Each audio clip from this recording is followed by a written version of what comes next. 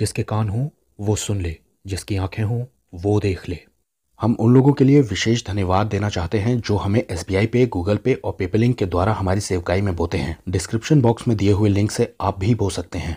ये है हमारे 3 चैनल्स और टेलीग्राम पर अब आपको इजराइल से जुड़ी हुई न्यूज मिलेगी और ऐसे वीडियोस जो यूट्यूब पर डाले नहीं जा सकते।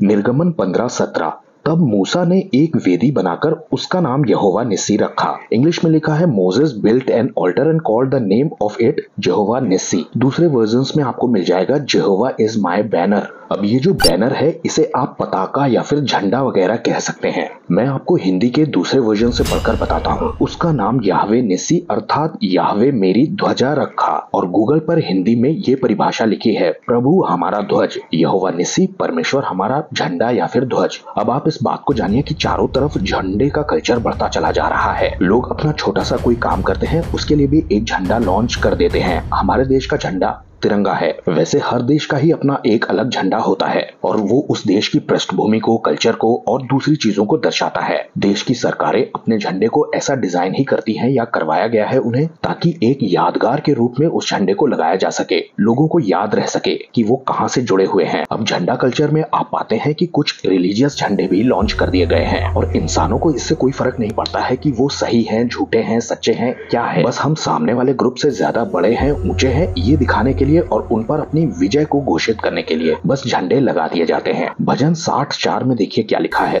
तूने अपने डरवैयों को झंडा दिया है ताकि वो सच्चाई के कारण फहराया जाए। इंग्लिश में है a banner to them who fear thee. और परमेश्वर के झंडे की खास और निराली बात यह है कि वो सच्चाई के कारण फहराया जाता है, वो सच है। यीशु मसीह में आप ये कह सकते हैं कि ये झंडा विश्वासियों के पास है। आपको बताना जरूरी समझता हूँ कि दो ये झंडे ये सारी दुनिया में फैल जाएंगे। दुनिया 2 ग्रुप में बट जाने वाली है। इन 2 झंडों के तले देश हो सकता है किसी एक तरफ के झंडे को चुन ले, लेकिन उस देश के अंदर रहने वाले लोग, वो देश के नेताओं ने जो झंडा चुना है, जिसके साथ रहने को चुना है, उसके विरोध में भी हो सकते हैं। आपको ये भी जानकारी मिले कि एक झंडा एंटी क्राइस्ट का झंडा है। लेकिन हम मसीह में आते हैं और मसीह की विक्ट्री की बात करते हैं। जो जीत परमेश्वर के पुत्र यीशु मसीह ने हमें जीत कर दी है, उस झंडे की बात करते हैं, क्योंकि जीसस क्राइस्ट की विक्ट्री ही हमारा बैनर है। परमेश्वर की जो विक्ट्री है वो इंसान की विक्ट्री जैसी नहीं है कि हम तुमसे ऊंचे हैं। दरअसल परमेश्वर से ऊंचा तो कोई है ही नहीं। परमेश्वर की जो विजय है वो दरअसल 100 झूठ के बीच में एक सच वाली विजय है।